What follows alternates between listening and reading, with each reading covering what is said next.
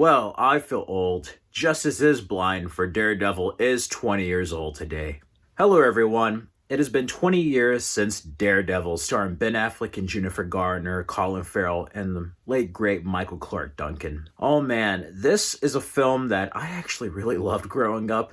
I was 12 years old, and I actually just turned 12. My birthday is the day after Valentine's Day, so it came out on Valentine's Day on a Friday, and I went to go see it on my birthday that Saturday. The start of 12 was the transition from childhood to being in my teenage years. This film was a film I really wanted to see. I was vaguely familiar with Daredevil, like I saw art from Marvel Comics, but it wasn't until I saw Star Trek Nemesis with my mother the year before, that November, that I saw the teaser trailer to Daredevil. And you had that E.S. Posthumous song. They used to do all of the music for the superhero movies. It had that with Bodies by Drowning Pool. And I remember seeing that and thinking, wow, this looks cool. What is this? Ben Affleck and seeing the superhero stuff, it looked dark. And even with the trailer and even with the movie, I could tell that it was going to be rated R. It surprised me when it was PG-13. I was so happy because I couldn't see R-rated movies in theaters quite yet.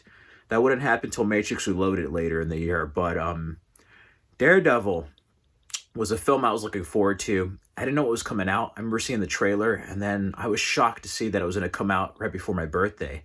I'm like, cool, I remember seeing the trailer to that a while back. It made me become a fan of Daredevil. Say what you will about the film and the accuracy to source material, but without this film, I would not be a Daredevil fan. And before that, with some of the comics with like Morbius and stuff, I remember seeing Daredevil in the Spider-Man animated series, that whole arc. Probably the most faithful to the comics, along with the Netflix show from season 1. Around that time, I also found the movie tie-in comic book. And that was quite a time looking at that, seeing the suit. And, you know, now we take superhero films for granted, but we didn't really have too many superhero films back then. As you know, my Batman Memories video, I talked about the 8-year period where there was no Batman. Well, the Marvel heroes like X-Men, Spider-Man, Blade, and then Daredevil filled that void, along with Punisher towards the end, right before Batman Begins. I remember it was with my friend. I had a childhood friend named Jeremy. We were watching it with my brother, mom, and dad. We all went to the theater to go see it. And it was quite the movie, to say the least. Violent, action-packed, emotional, a lot of love scenes there. Oh my God, Jennifer Garner. If you weren't in love with Jennifer Garner in Alias, you're going to be in love with her here. She is drop-dead gorgeous as Elektra here, and then kick-ass just as much. Colin Farrell is just so damn evil, where he just gets on your nerves, or you're just like, I want Daredevil to just punch this guy. I have enough of him. Michael Clark Duncan really went into the role, and I love him in this film as Wilson Fisk. He is underrated as Kingpin. You don't even think about skin color. He's just playing Wilson Fisk. I love him. He's literally like straight from the comics onto here. Now, he could have been written more, I guess, methodical, like planning and stuff like he was with the Vincent D'Onofrio one. But this is still seeing Kingpin in live action at a pretty big size. Like, you gotta give props to Michael Clark Duncan for getting up to that size to look like the Kingpin, like straight out of the comics. Daredevil had a bit of a modified suit, but it still had that kind of grounded leather look, like the X-Men films. And it was quite something seeing this film, I have to say. I remember seeing the X-Men 2 trailer on it, actually. I enjoyed it. It left me moments that were shocking. I had no idea about Elektra's death or any of the Frank Miller's run that it adapted. Kevin Smith was in this. He worked on Daredevil comics around that era. You have, what's his name? Yeah, Joe Pantoliano as Ben Urich. And we get to see the origins of Daredevil on to him becoming a lawyer. And it's a romance story where he loses the one he loves, finds his father's killer, and has to deal with like the light and dark sides of justice. We later on have a director's cut, which I will go over in a bit, but this was such a cool film for me. And then going out, I went to Walmart, and my mom let me get another gift, and I got Blade on DVD. I actually still have it. It's really has some wear and tear. I should probably upgrade to 4K. And then I got the soundtrack, and oh my fucking God. That album changed my life in middle school. Let's just say that Evanescence was my 2003 with Bring Me to Life, but you also have Won't Back Down by Fuel. You have Nickelback on there, Chevelle. My God, the soundtrack to this movie was just incredible. It got me like in a total rock mood. And you had a good score too. I liked the score. And It sounded very heroic, much like a 90s movie. It's still kind of early 2000s. The director of this would later on do Ghost Rider. I don't think Ghost Rider was as good as Daredevil, but I like Daredevil for what it was. And despite people just taking a giant dump on it and criticizing it, I've always been a fan of this film. Maybe it was just seeing it at a young age. It's had a soft spot in my heart. Again, films like Terminator 3, Matrix Reloaded, X-Men 2, Pirates of the Caribbean, Once Upon a Time, Mexico, Underworld, and then Daredevil, like in the year of '03, was definitive for my teen years. And this is a year that I decided I want to become a filmmaker. I was interested in stories before, but this is a year where I realized it could be a possibility. And these films just hold a special place in my heart, and Daredevil holds a special place in my heart.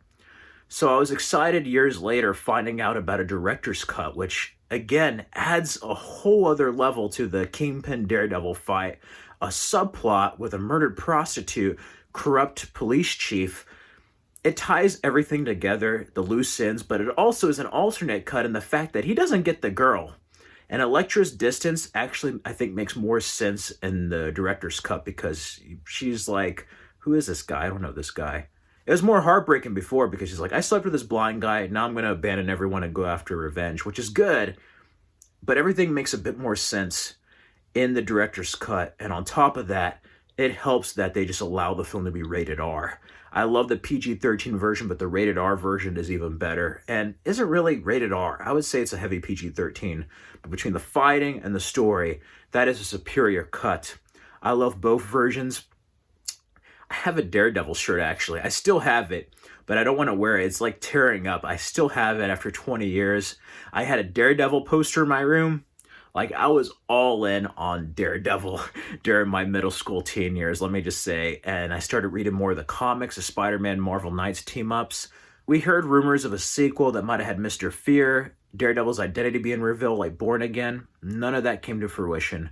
We had Elektra, which was cool. I liked it for what it was, even though they put stick on her origin instead of having him in Daredevil's. It was still cool. And I was excited for Daredevil to show up. It was a cameo scene that was deleted, and that's one thing that kind of bummed me out, is that Elektra could have been a cool continuation, and then they could have gone to Daredevil 2. I don't know what happened. Jin and Ben got together after Jin and Ben split, and now the original Jin and Ben are back. It's crazy how time works after 20 years, but this movie I just enjoyed so much. And we were blessed with the Netflix show for 3 seasons. I don't know how the Disney Plus stuff is going to be, but the Netflix show was definitely the best of everything. And this film gets a bad rap. Sure, it's not 100% like the source material. Sure, it has campy moments, but at least it has higher stakes and more emotional moments and is taken a bit more seriously than some of the superhero films now. And because of that, I still think it's a solid film for its age, and it holds a special place in my heart. It's just one of my favorites. Even after 20 years, I can still enjoy this and remember a simpler time, you know?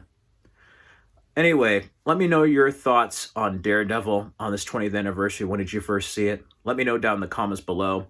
I think I want to cosplay as this Daredevil pretty soon. I don't know. I'm going to try to find the costume. But in the meantime, I'm going to enjoy the film and listen to the Daredevil album. Time to just pump up that Fuel and Evanescence full blast. Like, yeah, let's do that.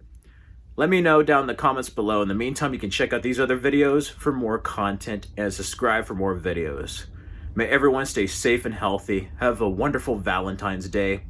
My single self is going to listen to some Evanescence. How do you kill a man without fear? By putting the fear in him.